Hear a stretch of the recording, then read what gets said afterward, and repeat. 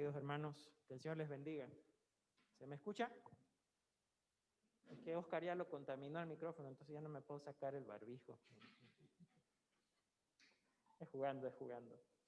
Bien, esta mañana vamos a tener una palabra muy específica, siendo también respetuosos del tiempo prudente para poder reunirse. Hemos calculado que la reunión no pase más allá de las 11:30. Tengo acá el mensaje y en realidad, más que una prédica, es una reflexión. De hecho, ni siquiera voy a predicar, por decirlo así, sino que voy a leer el mensaje, porque cuando comencé a armarlo, como alguna vez ya me pasó, empezó a ser muy específico y no sé si personal en algunos casos que prefería leerlo. ¿Se escucha o no en el Zoom? ¿Sí? Porque podemos esperar un poquito hasta que se... Ok. Esta mañana quiero hablar sobre los diezmos y las ofrendas. Y en realidad, muchas veces el tema es incómodo. E incluso hay pastores que evitan predicar porque hasta lo encuentran antiético, ¿no? ¿Cómo se va a usar el púlpito para hablar sobre las ofrendas, los diezmos, sobre, por decirlo directamente, pedirle plata a los hermanos? Pero como yo no soy pastor, me voy a tomar la libertad de hablarles sobre el diezmo y de las ofrendas. Amén. Y para ello vamos a recurrir a varios pasajes de las Escrituras, pero antes yo le pido que pueda cerrar sus ojos una vez más y vamos a orar. Amado Padre Celestial, te damos gracias por esta mañana, por tu presencia, tu maravillosa presencia que nunca nos abandona. Gracias, Señor, por estar aquí en medio nuestro. Gracias por los hermanos que han podido venir a recibir esta palabra. Y gracias por aquellos que, aunque no han venido, están también conectados por Zoom. Te pedimos, Señor, que a toda la congregación Filadelfia esta palabra le haga bien y que seamos fieles, agradecidos y obedientes, Señor, a tu voz. Que podamos ponerla por obra también. Gracias te damos en el nombre de tu Hijo amado Jesús. Amén. Ahora, ¿por qué es incómodo hablar sobre el diezmo y las ofrendas? Porque hay quienes consideran que es meterse literalmente con el bolsillo de los creyentes. De hecho, la idea que tenga es que dar económicamente para el sostenimiento de los obreros y de la iglesia en su conjunto resulta ofensivo para muchos, incluso para los mismos cristianos.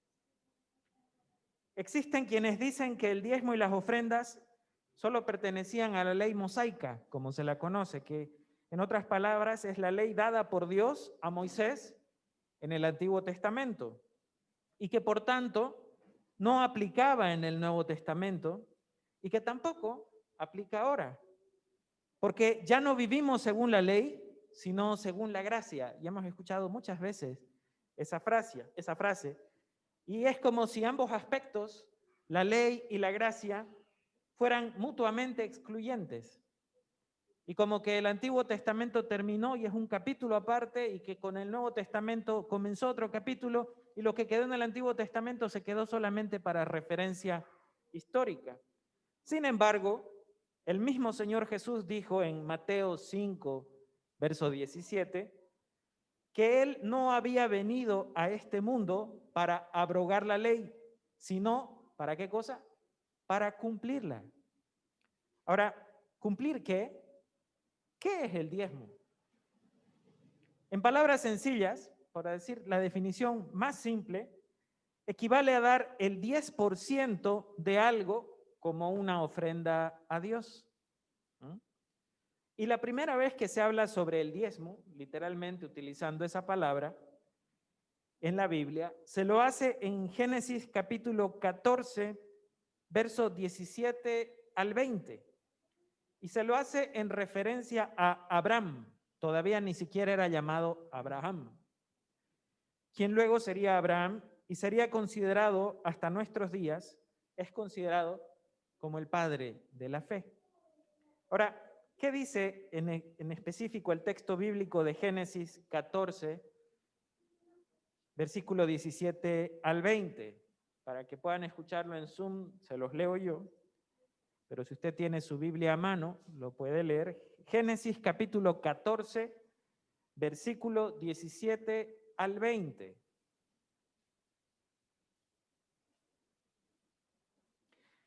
Dice, cuando volvía de la derrota de Kedorlaomer, y entre paréntesis, cuando dice que vuelve de la derrota, es de haber derrotado a Kedorlaomer, en este caso Abraham, y de los reyes que con él estaban, le salió a Abraham, dice, el rey de Sodoma a recibirlo al valle de Sabe, que es el valle del rey. Entonces, Melquisedec, rey de Salem y sacerdote del Dios Altísimo, sacó pan y vino y le bendijo diciendo, bendito sea Abraham del Dios Altísimo, creador de los cielos y de la tierra, y bendito sea el Dios Altísimo que entregó tus enemigos en tu mano. Y le dio a Abraham los diezmos de todo. Podemos remarcar esa última frase, esa última oración que nos pone la Biblia, que dice, y le dio a Abraham los diezmos de todo. ¿A quién le dio a Abraham? Al sacerdote Melquisedec. Ahora, es muy importante notar que este hecho ocurrió aproximadamente 480 años antes que la ley de Dios fuera establecida. Ni siquiera había nacido Moisés, en otras palabras. Ni siquiera habían estado cautivos en Egipto. En realidad, Abraham estaba con su familia e incluso con su sobrino Lot, tratando de ir hacia la tierra prometida. Amén.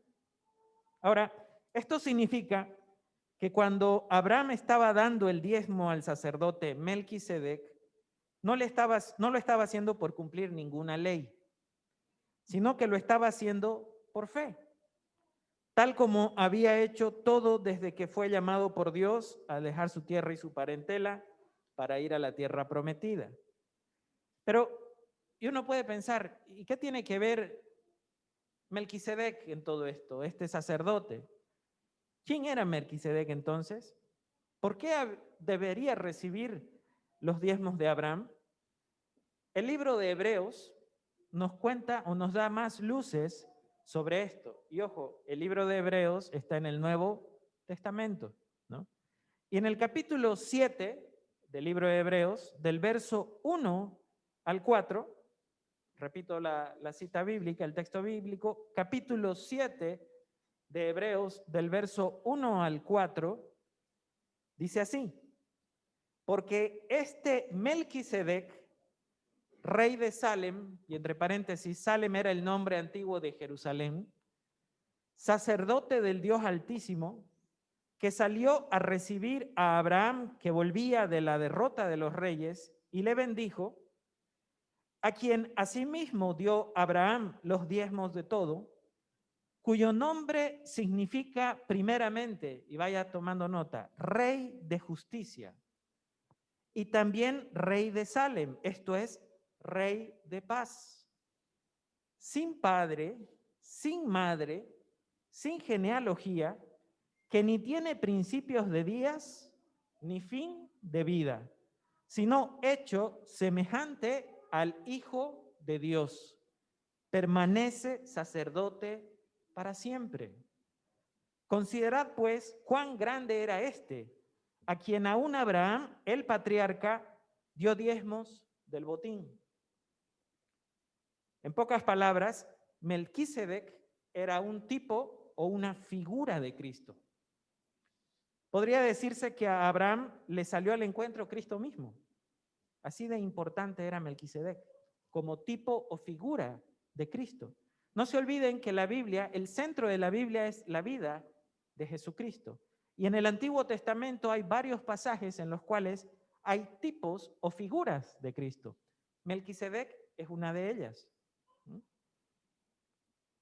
Ahora, la Escritura lo dice que Melquisedec no tiene principio de días ni fin de vida, que además es semejante al Hijo de Dios, y esto también es interesante, y que tenía pan y vino para darle a Abraham.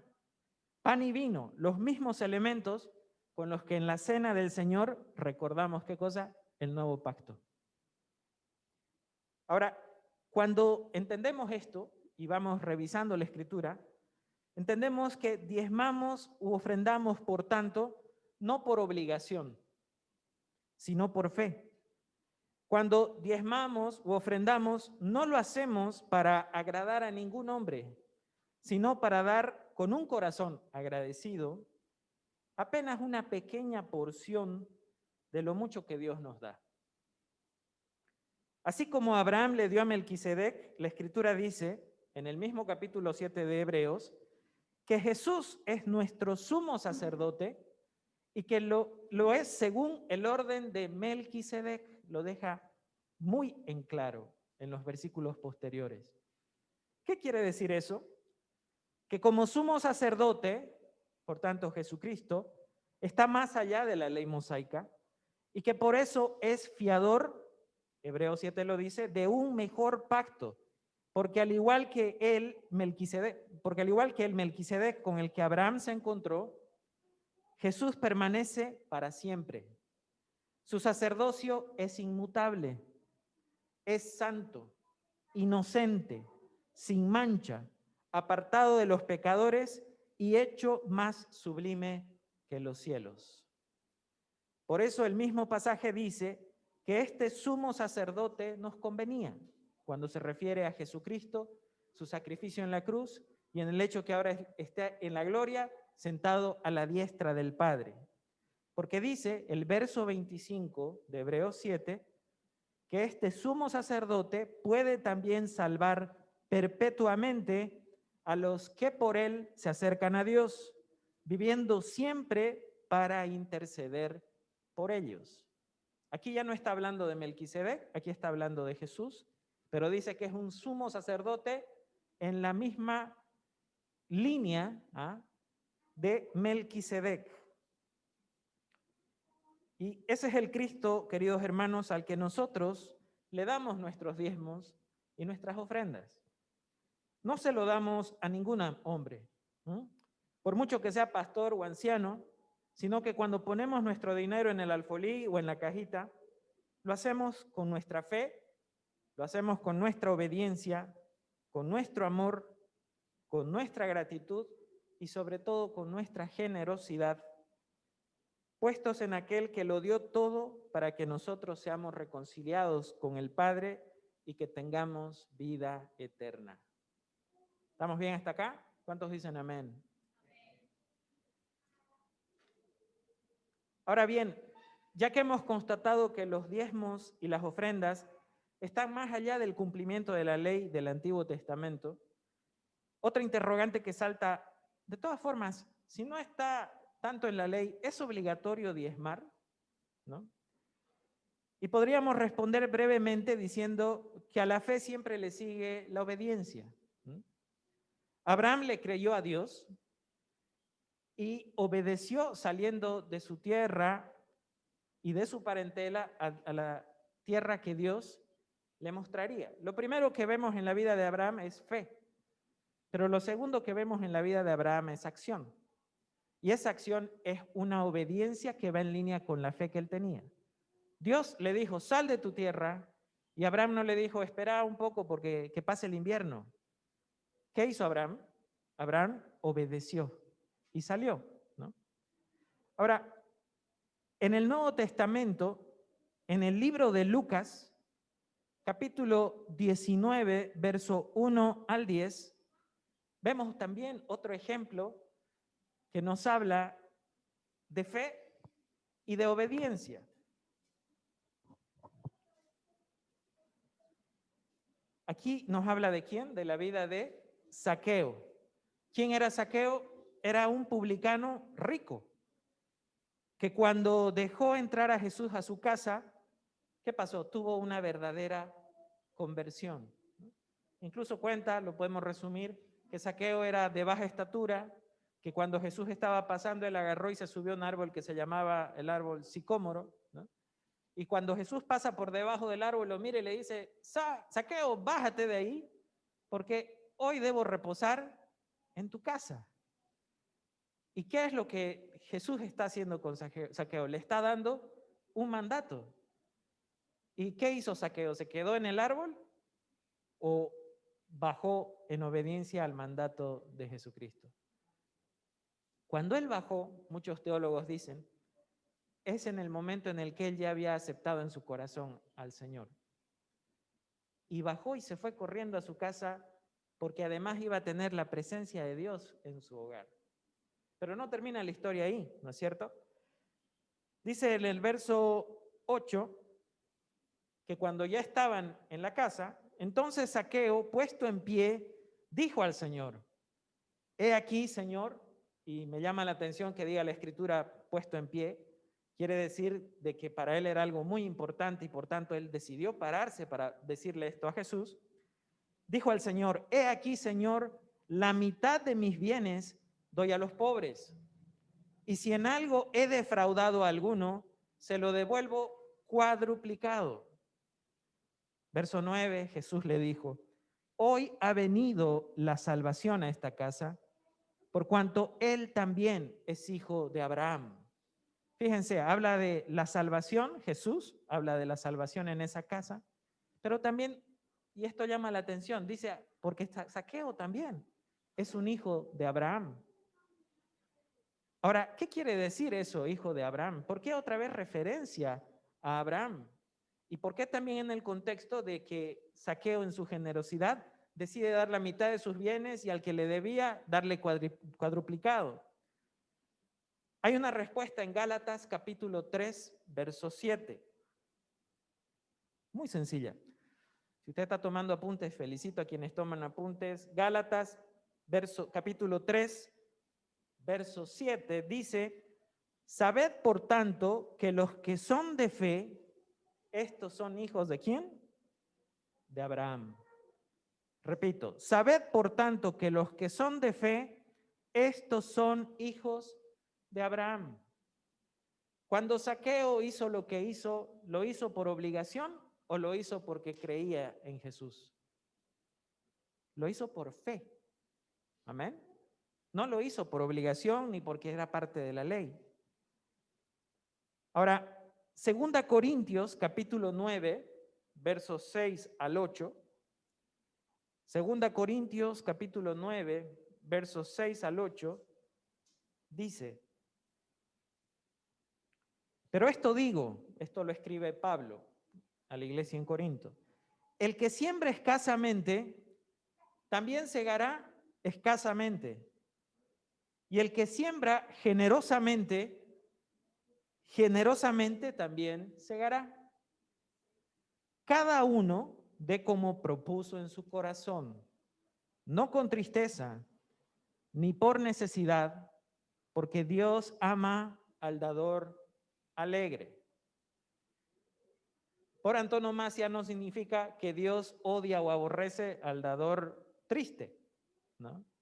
Pero la palabra es clara al decir que hay algo cuando el corazón da con alegría que provoca al Señor incluso a amar. Amén. Nuestro Dios no ha sido escaso con nosotros nunca. Y no estoy hablando solamente de la parte económica. En general, cada uno de nosotros puede decir que el Señor le falló. ¿Puede decir que el Señor se olvidó de nosotros? ¿Acaso no nos ha dado de manera sobreabundante siempre? Y por tanto, cuando Él ve corazones generosos, los ama, ¿no? Tal como dice la Escritura. La palabra aquí dice, cada uno dé como propuso en su corazón.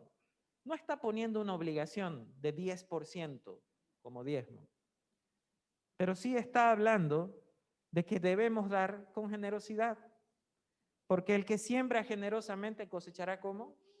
Generosamente. El que siembra tacañamente, tacañera va a cosechar. Verso 8 dice, y poderoso es Dios, fíjense, acá hay una promesa, para hacer que abunde en vosotros toda gracia, a fin de que teniendo siempre en todas las cosas todo lo suficiente, abundéis para toda buena obra. remarco en este pasaje que en primer lugar dice que Dios es poderoso para hacer ¿qué cosa? Que abunde, no que escasee.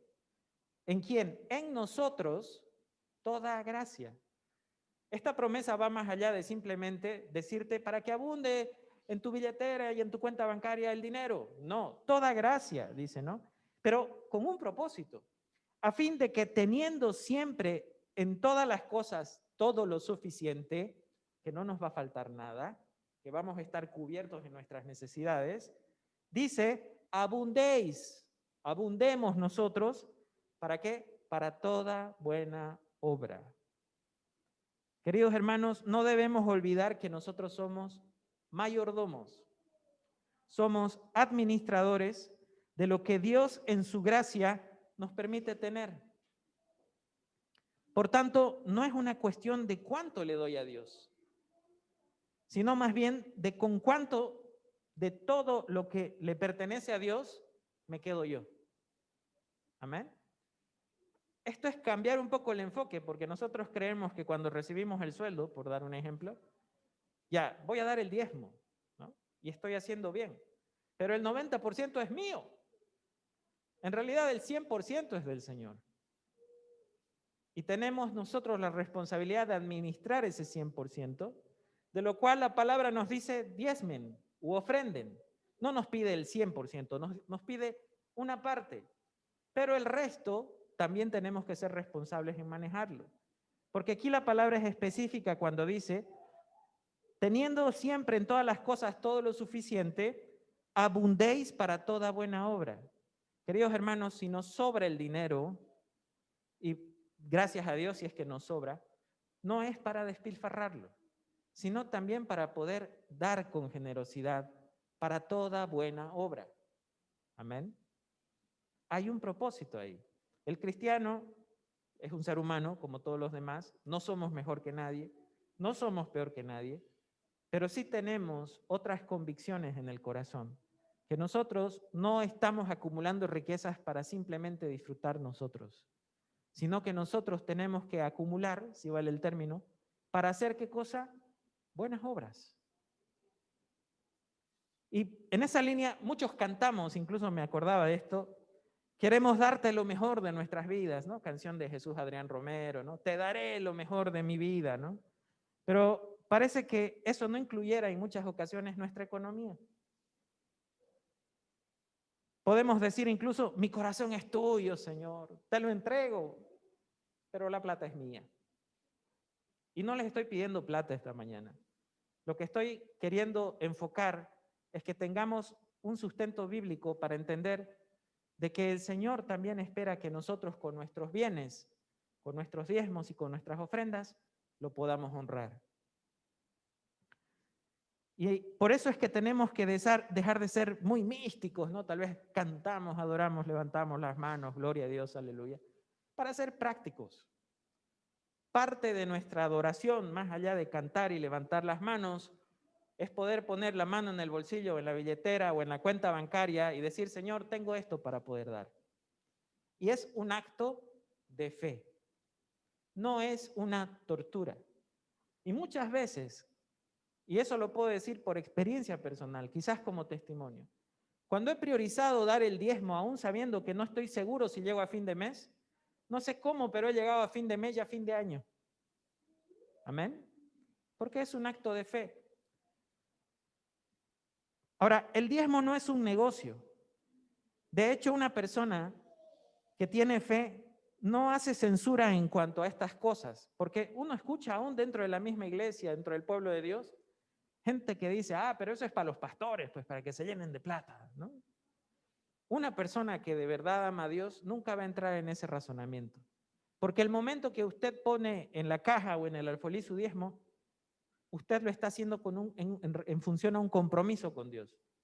¿Qué pase con esa caja de ahí para adelante? Es problema de Dios, por decirlo así, y responsabilidad de quienes tienen que administrarlo. Pero el Señor y usted, en cierta forma, son conscientes de lo que está pasando al momento de dar con fe el diezmo o la ofrenda. Por eso es que el diezmo es una cuestión entre usted y Dios. Yo incluso esta mañana diría que si algún hermano o hermana no tiene fe para diezmar, nadie lo va a condenar, que no lo haga. Porque sin fe, la palabra dice, es imposible agradar a Dios. Pero si uno da con fe, sabe que Dios no le va a fallar. Lo acabamos de leer, lo que le dice Pablo a los Corintios. El Señor nos da abundantemente. Tal vez no sea en plata, ¿no? Porque este no es un trueque. No es que yo vengo y te doy para recibir más. Con intereses la plata que te doy, Señor. Pero el Señor te puede dar vida, te puede dar salud, te puede dar paz, te puede dar fortaleza en medio de la prueba, su presencia todos los días y también te da económicamente y te bendice. Ahora, el Nuevo Testamento hace énfasis en el concepto de la generosidad. Diga conmigo generosidad. Una vez más, diga generosidad. ¿Qué es lo contrario a ser generoso? Tacañera. Diga conmigo, no soy tacaño. Algunos tienen que tener fe al decir eso. No son ustedes, por si acaso. Generosidad es el énfasis que hace el Nuevo Testamento. Y de hecho, es más, el diezmo puede ser pensado no como el techo, sino como el piso. El punto de partida para que cualquier creyente pueda dar. Y no estoy diciendo con eso que lo hagan así.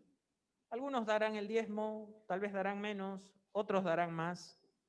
Yo he conocido personas que han llegado a dar el 20% de lo que recibían sagradamente cada mes, y el Señor también los ha suplido.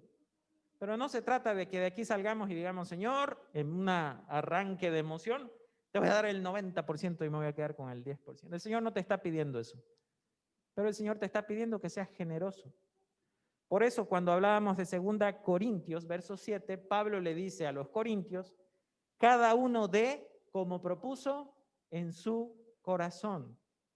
Cada uno dé como propuso en su corazón. Yo ahí solo te pregunto, hermano, ¿has propuesto en tu corazón dar? Esa es la pregunta.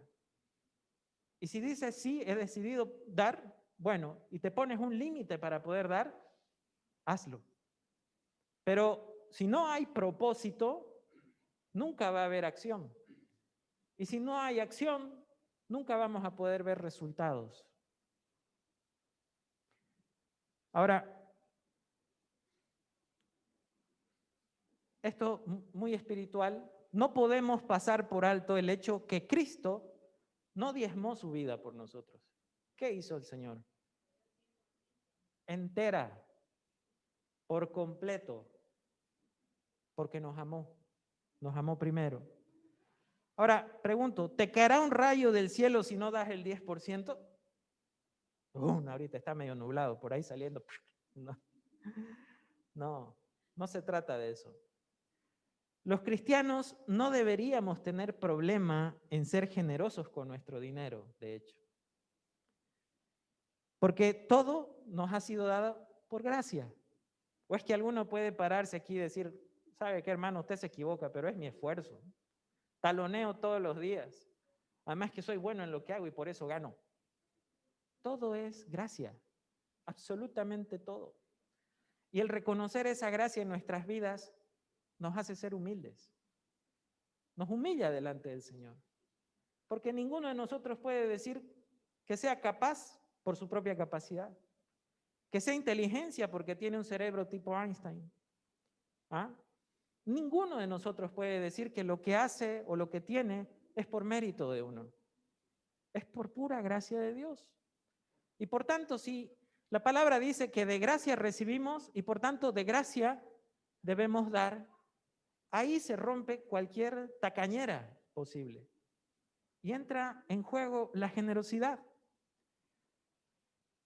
Si reconozco que Cristo me ha salvado gratuitamente, debo estar gozoso de dar para que ese evangelio, además, sea proclamado y otras personas sean salvadas.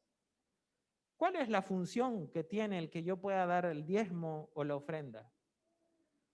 Y la realidad es esta. Si entramos en términos prácticos, la economía es un elemento que no puede estar separado de la acción total de la iglesia.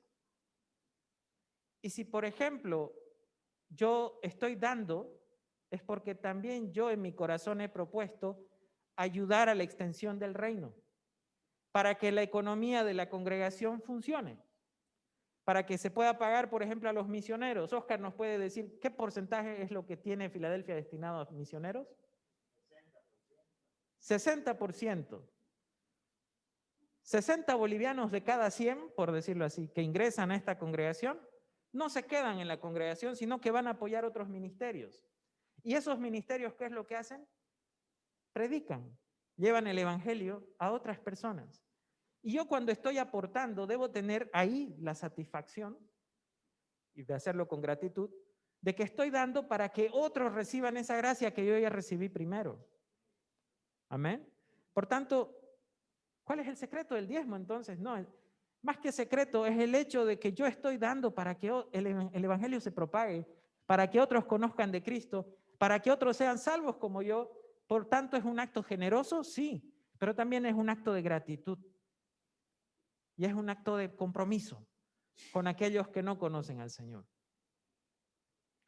Ahora, también hay que liberarse del legalismo. Por eso es que les decía, preguntaba, ¿te caerá un rayo si no das el 10%? No seamos legalistas. En otro lado pueden serlo y decir, sí, ¿no? Aquel que no diezma le está robando a Dios, como dice Malaquías 3, si no me equivoco. 3:10. Ahora, hay que liberarse del legalismo, pero al mismo tiempo debemos seguir estimulándonos a la generosidad. No se trata de diezmar para asegurar tu ingreso al cielo, porque ese sería otro enfoque equivocado. Yo estoy dando porque así me estoy garantizando la salvación. No, erróneo. Si haces eso, significaría que no has entendido lo que el Señor Jesús hizo por ti. Porque en la cruz del Calvario, la Escritura dice que Él pagó el precio por nosotros. Por tanto, si yo estoy diezmando con la idea de que así me estoy asegurando el cielo, no, querido hermano, hermana, le pelamos, porque el Señor ya pagó el precio. Yo no estoy pagando en cómodas cuotas mensuales mi salvación. Es otra la motivación de dar el diezmo o dar la ofrenda. Es gratitud, es generosidad, es amor, es obediencia, es compromiso con el Señor. Además que en la palabra dice que cuando Jesús estaba en la cruz pagando el precio por nosotros, Él dijo, consumado es. Ya nada más hay que hacer para que uno pueda ser salvo. Ahora, cuando entiendes de que lo que hizo Cristo en la cruz alcanza a tu pasado, es para tu presente y también alcanza para tu futuro, eso te debe producir gozo que también se traduce en generosidad. Y ahí recordemos una vez más a Zaqueo. Zaqueo pudo haber cumplido con haberle dado cobijo y alimento a Jesús y ya, sentirse tranquilo. Pero algo pasó aquí en su interior que lo movió a ser generoso, que lo movió a ser agradecido y que lo movió a ser comprometido. Yo me imagino esa escena, ya ha debido ser un momento especial, lindo, al punto que él decida dar la mitad de sus bienes. No dio el 10%, la mitad de sus bienes. Y si debía a alguien, 4 veces se lo voy a devolver. El reino de Dios había llegado a esa vida. Zaqueo dejó de ser alguien que ama el dinero. Zaqueo fue alguien que comenzó a amar al Señor. Ahora, no solo es importante dar, sino es importante la motivación de por qué das. Como decía antes, si estás dando para ganarte el favor de Dios, estás con el enfoque equivocado. No porque des más, el Señor te va a agarrar la cabecita y te va a decir bien, ¿no? Ahora bien, las bendiciones de Dios no solo vienen de manera económica, porque eso sería un trueque, como les decía antes. Todas las bendiciones que vienen a nuestra vida vienen por el sacrificio de Cristo en la cruz. Ahí es donde comienza la bendición para nosotros. De hecho, Él se hizo maldición, maldito, clavado en el madero, para que nosotros seamos, ¿qué cosa? Bendición. No podemos ganarnos ninguna de esas bendiciones divinas ni ganarnos el favor de Dios con nuestro propio esfuerzo.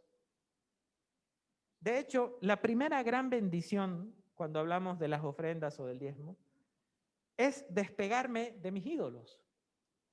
Uno de ellos, el dinero. La palabra dice, no se puede servir a dos señores. Y algunos quieren servir al dinero y las riquezas y no servir al Señor. Y se aferran de sus posesiones como si fuera su bien más preciado. Y se olvidan que lo más precioso que podemos tener es a Cristo Jesús en nuestro corazón. La palabra nos compara con vasos de barro. Dice Pablo, tenemos este tesoro en vasos de barro. ¿Cuál es el tesoro para nosotros? ¿Nuestra cuenta en el banco? ¿Cuál es el tesoro en nosotros? La presencia, Cristo mismo en nosotros.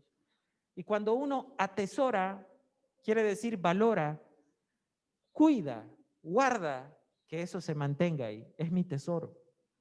Entonces nosotros debemos atesorar y amar y cuidar que la presencia de Dios nunca falte en nuestras vidas. Y al hacer eso,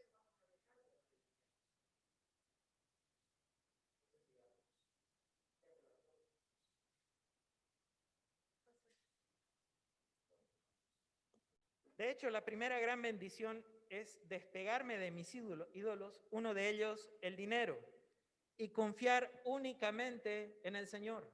Hemos dicho que esto es una cuestión de fe. La bendición del que da está en el hecho de que su confianza está en Dios, en Jehová. Su confianza no está en su cuenta bancaria y eso de por sí ya es una bendición. Aunque Dios no me dé cuadriplicado o cuadruplicado lo que yo le di. Cuando uno tiene un acto de fe es cuando en realidad ya está rendido, entregado. Para decirlo en términos comunes, ya está jugado, ¿no? Porque aquel que no está jugado es aquel que todavía tiene 4 o 5 ases bajo la manga. Y en algún momento el Señor puede hacer que esas tus opciones se vayan cayendo al punto que tu única opción sea jugártela por Cristo, por decirlo así. Poner tu fe en Cristo Jesús. Gracias a Dios si es que no necesitamos llegar a ese punto para entender que dependemos del Señor. Pero si el Señor te permite llegar a una de esas situaciones es porque Dios te ama. Porque Dios quiere mostrarte que no debes tener muletas, por decirlo así, en las cuales sostenerte para avanzar. Te va a dejar sin ningún tipo de soporte para que confíes en el Señor. Y cuando confías finalmente en el Señor, es que te das cuenta que Él no te va a hacer faltar nada. Amén. Queridos hermanos,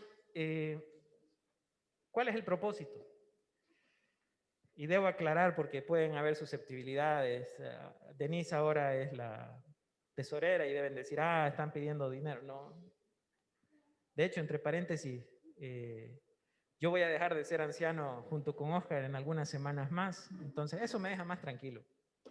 Porque ya solamente ella es la oficial, por decir así, ¿no? Para que no haya ningún tipo de susceptibilidad.